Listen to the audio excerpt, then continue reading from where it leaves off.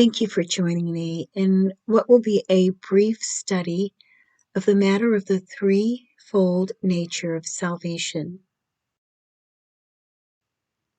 Now, some may say that they've not heard of salvation explained as having stages, but what we're going to do is to let Scripture explain Scripture to us. But before we go and look at Scripture, let's first give some consideration to what we commonly hear about the subject of salvation. So, let's start with a question.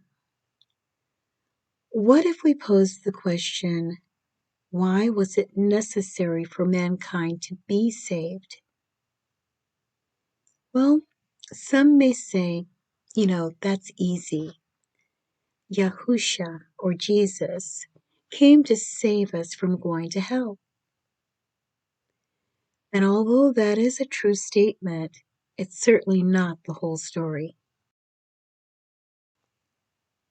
And others may say, well, I heard that Yahusha, or you may call the Messiah Jesus came to give us our best life now.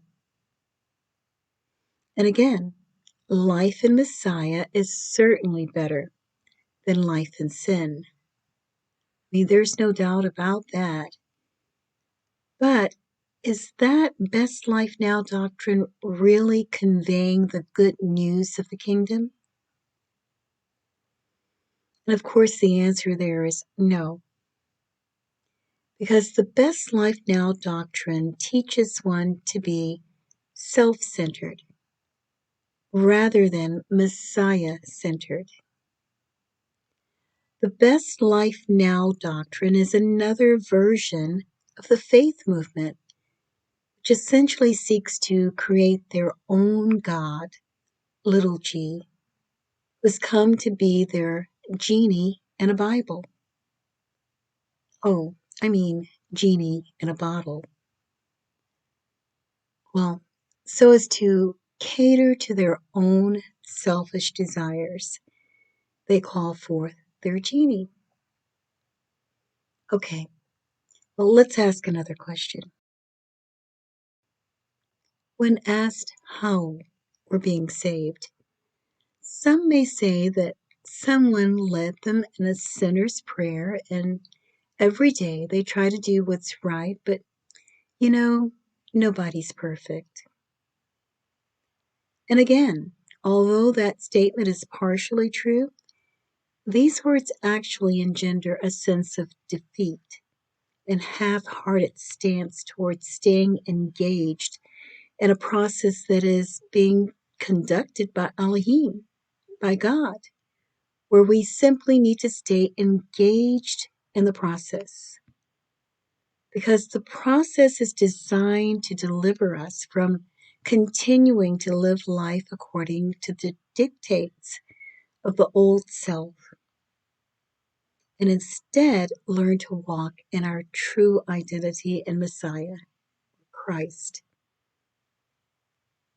Now, others may say that since receiving Christ or Messiah in their hearts, they have been seeking to make this world a better place. So as to be good citizens, they seek to change the laws of the land so as to outlaw sin. And to the extent that they are able to do that, less people will be led to sin. And perhaps this is their approach to evangelism and the ushering in of the kingdom. Because they seek to introduce the sinner to holiness or set-apart living by means of the law of the world's government, thereby replacing the solution for sin that was offered by the death, burial, and resurrection of Messiah. They are instead seeking a superficial solution to a problem that stems from the sinful nature of unregenerated man. And knowingly or unknowingly, They're making alliances with the world system that will soon introduce a false savior to the world. In fact, the anti-Messiah or Antichrist that is foretold to us in Scripture. And so, knowingly or unknowingly, they're building the wrong kingdom. They're building the kingdom of Antichrist. So, is it important that we examine what we believe? And the answer is absolutely. 2 Corinthians 13:5 says, "Examine yourselves to see if your faith is genuine. Test yourselves. Surely you know that Yahusha, Messiah, is among you." Or some versions say, Yahusha, Messiah, is in you. If not, you have failed the test of genuine faith. End of quote.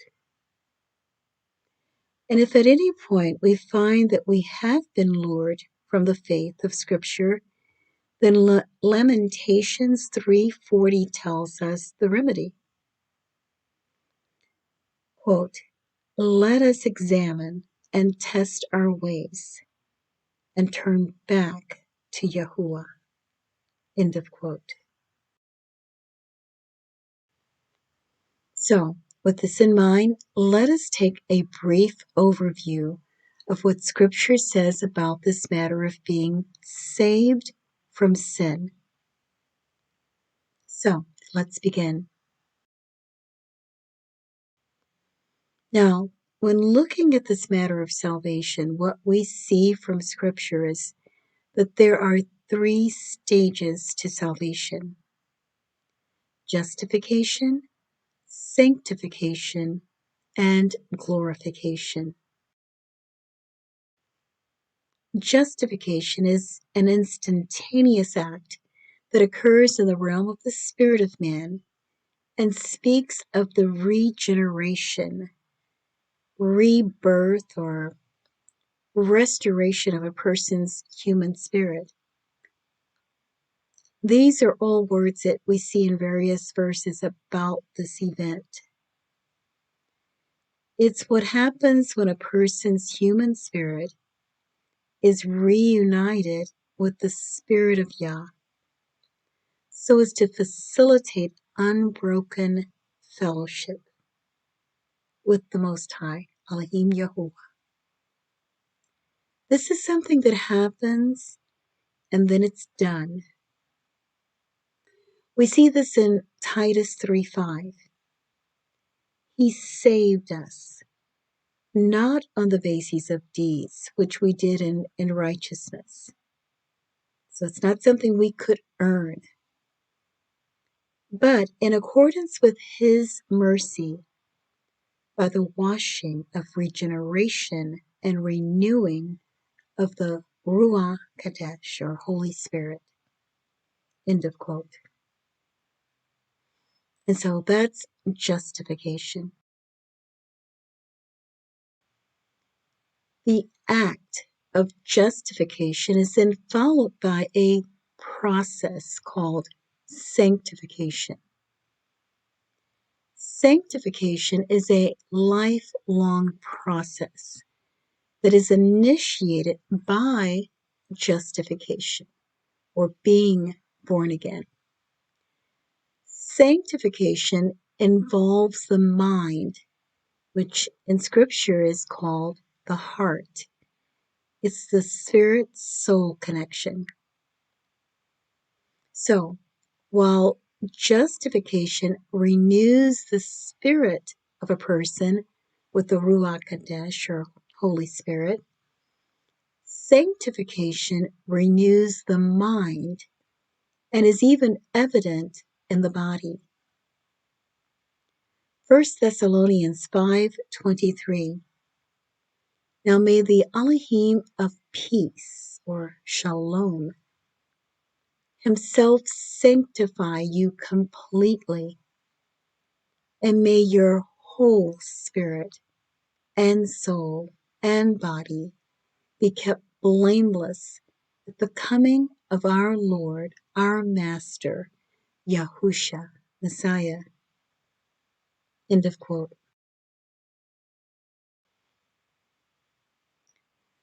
Now, let's look at uh, 1 Thessalonians 5:23 in the Amplified Version as well to see more clearly what's being said here about sanctification or being sanctified. Now may the Elohim of peace or shalom himself sanctify you through and through. That is, may he separate you from profane and vulgar things and make you pure and whole and undamaged, consecrated to him, set apart for his purpose. And may your spirit and soul and body be kept complete and be found blameless at the coming of our Lord, our Master, Yahusha, Messiah.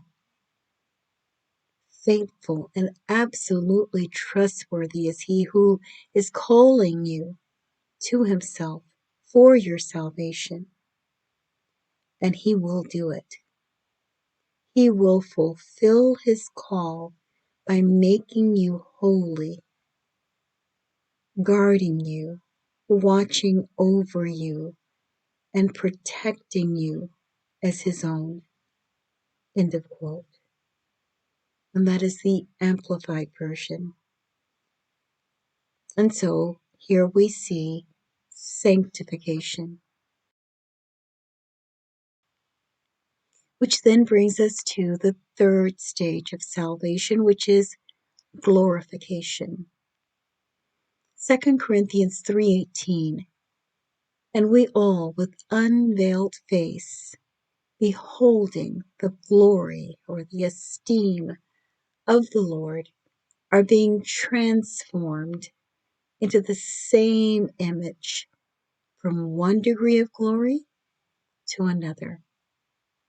For this comes from the Lord or the Master, who is the Spirit. End of quote. And so we see here that glorification is a result of the process of sanctification. Romans 1:17 says that the righteousness of Elohim is revealed from faith to faith. And here in 2 Corinthians 3:18, we see that we are being transformed into the image of Messiah from glory to glory. And so we see process. By the way, that word transformed is the same word that is translated as transfigured, as in the case of Messiah being transfigured into a glorified body right in front of the disciples. And we see that in Matthew 17, verse 2. And let's look at another verse. Let's look at Romans 12, verses 1 to 2. Therefore, I urge you, brothers and sisters, by the mercies of Elohim, to present your bodies as a living and holy sacrifice, acceptable to Elohim, which is your spiritual service of worship.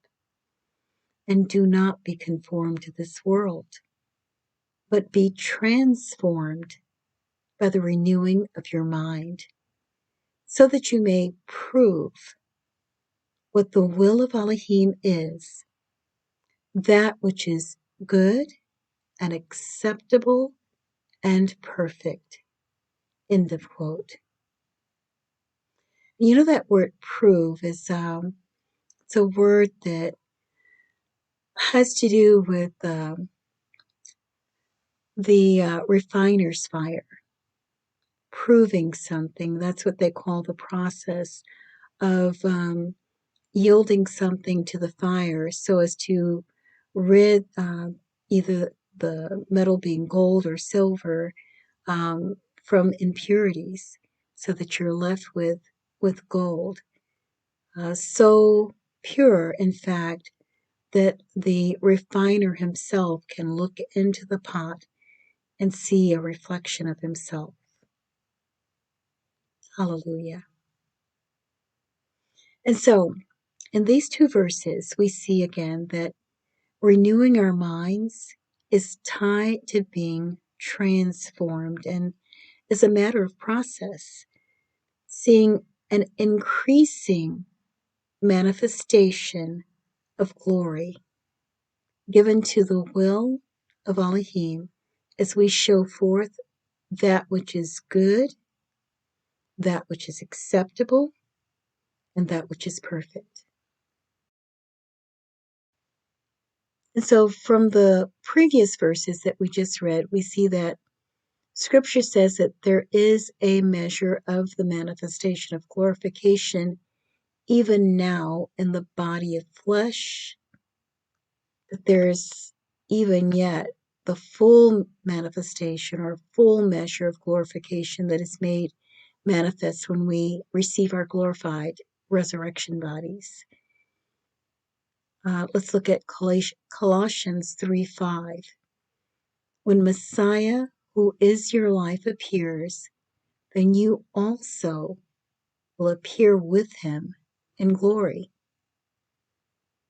And also let's look at Romans 8:17 to 18. And if we are children, then we are heirs, heirs of Elohim, and co-heirs with Messiah, if indeed we suffer with him, so that we may also be glorified with him. I consider that our present sufferings are not comparable to the glory that will be revealed in us. End of quote. And again, the three stages of salvation relate to the three component parts of a person, which are the spirit, the soul, and the body. 1 Corinthians 3:16. Do you not know that you yourselves are Elohim's temple, and that Elohim's spirit dwells in you? End of quote. Now the word temple is Strong's number G3485, and it makes reference to specifically the inner court and the most holy place. The outer court of the tabernacle or temple is the outside area.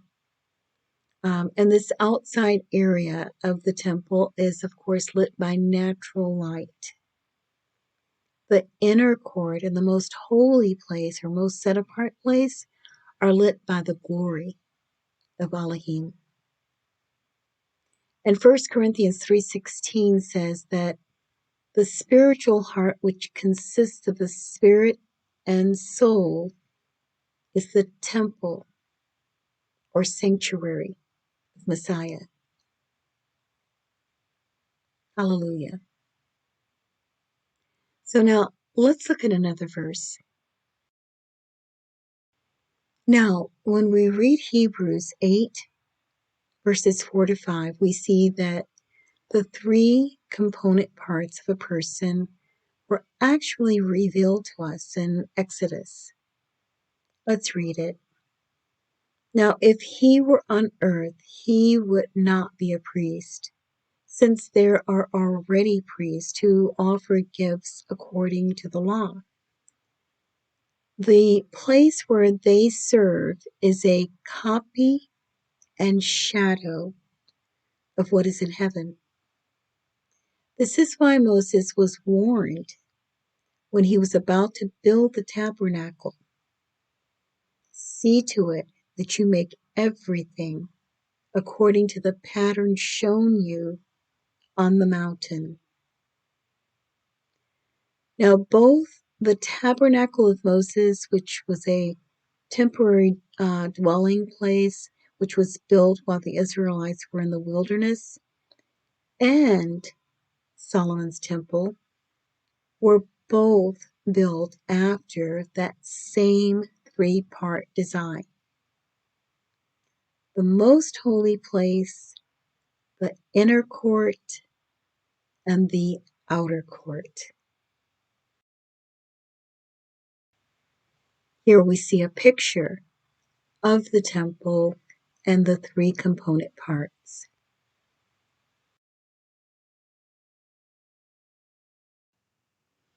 And there's no such thing as coincidence.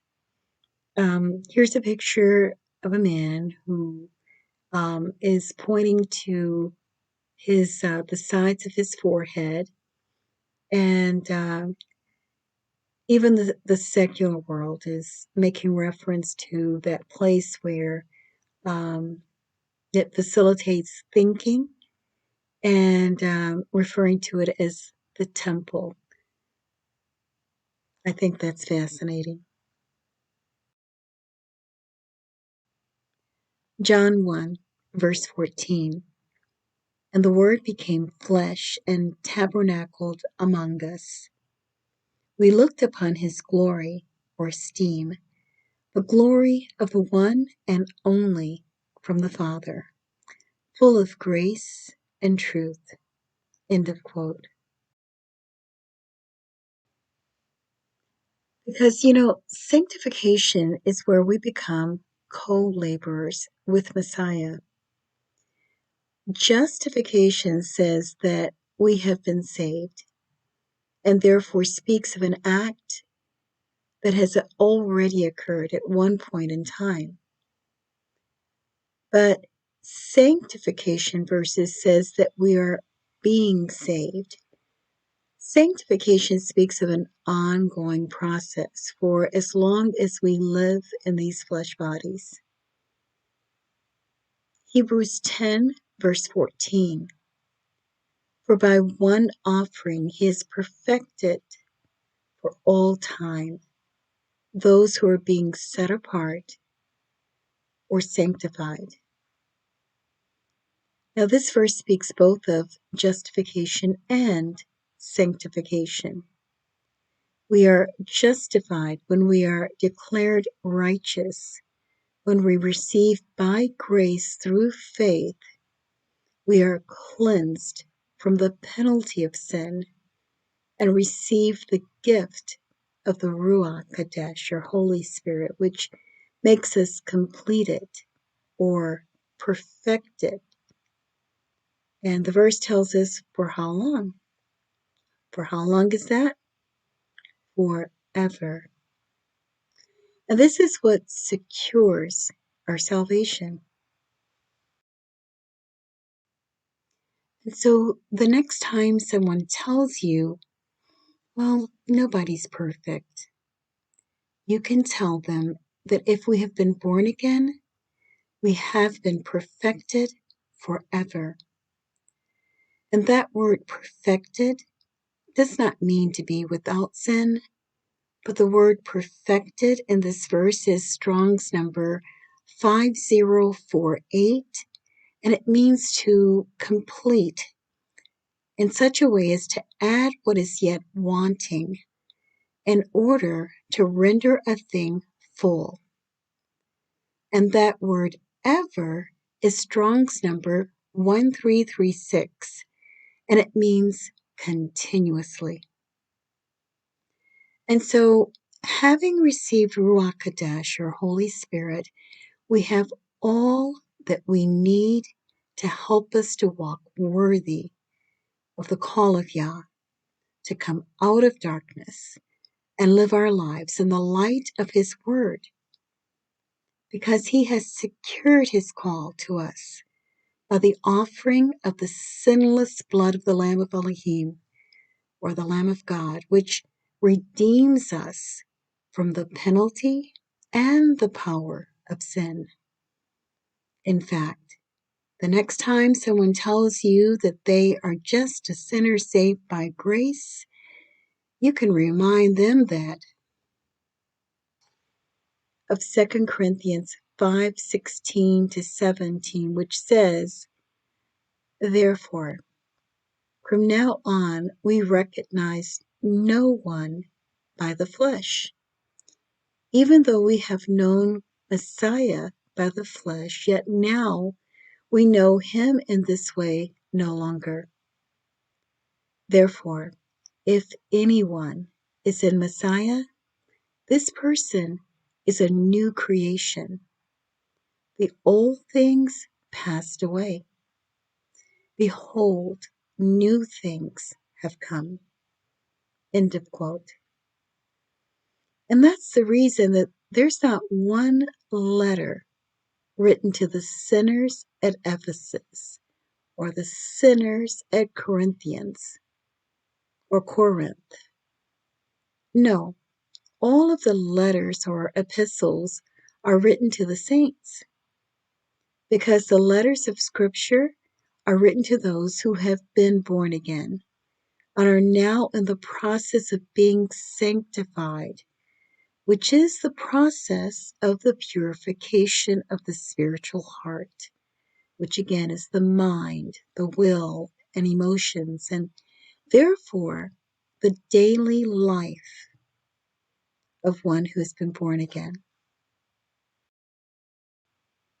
For it is by grace you have been saved through faith, and this is not from yourselves.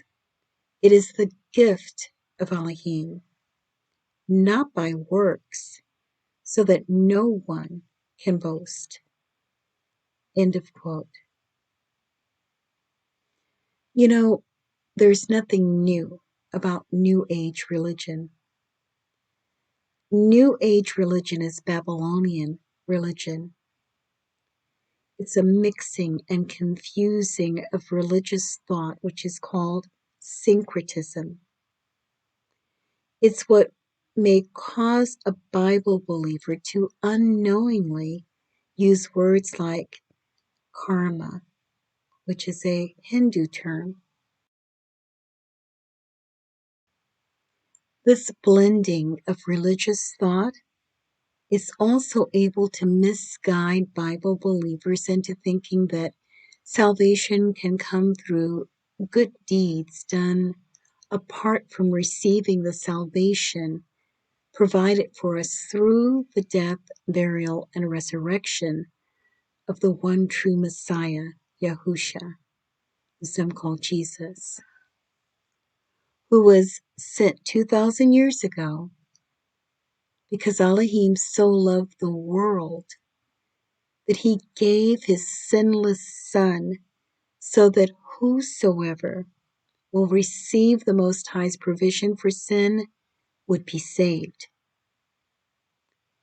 Because no amount of good deeds can cause anyone to ascend into heaven and bring Messiah down.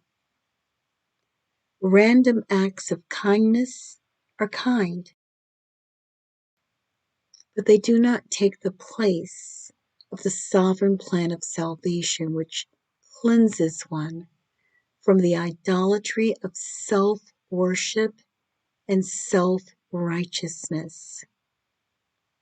We do not receive salvation through works, nor do we lose salvation through works. In the Old Covenant, the Most High said, if you do this, then I will do that. But in the renewed covenant, the Most High says, I will, or I did, I do. Because in the renewed covenant, the Most High made a covenant with himself, thereby guaranteeing the covenant. Hebrews 9 verse 12. Neither by the blood of goats and calves, but by his own blood, he entered in once into the holy place, having obtained eternal redemption for us. End of quote. Salvation is a sovereign act of the Most High. This is where the phrases eternal security and once saved, always saved comes from. All we need to do is answer his call, with humility of heart, because the Most High is calling us to repentance from a self-directed life, so that we may come into alignment with His Word, where we may receive all that He has mercifully and ever so graciously intended for us. Philippians 2, verses 12 and 13. Work out your own salvation with fear and trembling, for it is Elohim who is at work in you, both to will and to work for His good pleasure. End of quote. We must understand that if one is truly born again, that person will appear at the judgment seat of Messiah. And each person appearing before the judgment seat of Messiah will have the deeds that were done in Messiah tested by fire.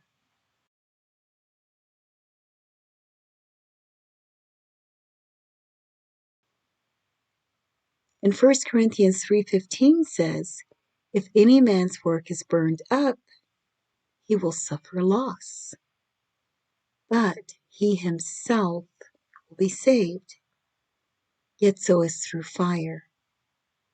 End of quote. And so the loss is not of salvation, but a loss of reward, which engenders great regret, because such a great opportunity was wasted. 2 Peter 1:10 admonishes us to make our calling and election sure. End of quote. Now that word sure is Strong's number G949, and it does not speak of doubt as to whether someone is saved or not, but rather the instruction to make our call and election sure is to say, make our call and election firm and stable, so as not to stumble and so as not to err and sin.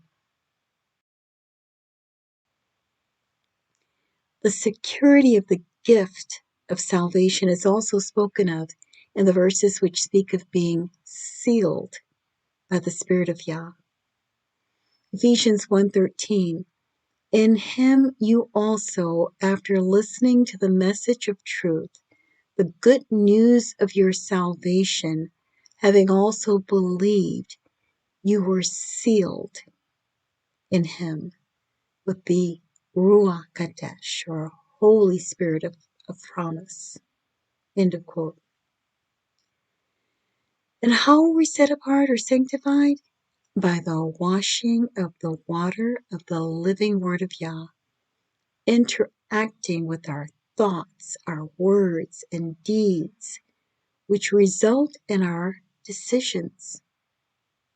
And so the essence of the process is denying self, and in exchange, gaining the living Word of Elohim as our wisdom. Galatians 2:20, I am crucified with Messiah. Nevertheless, I live. Yet not I, but Messiah lives in me. And the life which I now live in the flesh, I live by the faith of the Son of Elohim, who loved me and gave himself for me. End of quote. In Luke 9, verses 23 to 35, then he said to the crowd, if any of you wants to be my follower, you must give up your own way and take up your cross daily and follow me. If you try to hang on to your life, you will lose it. But if you give up your life for my sake, you will save it. And what do you benefit if you gain the whole world, but are yourself lost or destroyed. End of quote. And so in these two verses, we see the purpose of the process, and we see that it is a daily walk. John 13, verses 6 to 10. So he came to Simon Peter. He said to him, Lord, do you wash my feet? Yahusha, or Jesus, answered and said to him, What I do, you do not realize now, but you will understand hereafter. Peter said to him, Never shall you wash my feet. Yahusha answered him, If I do not wash you, you have no part with me. Simon Peter said to him, Lord, or Master, then wash not only my feet, but also my hands and my head. Yahusha said to him, He who has bathed needs only to wash his feet, but is completely clean. And you are clean, but not all of you.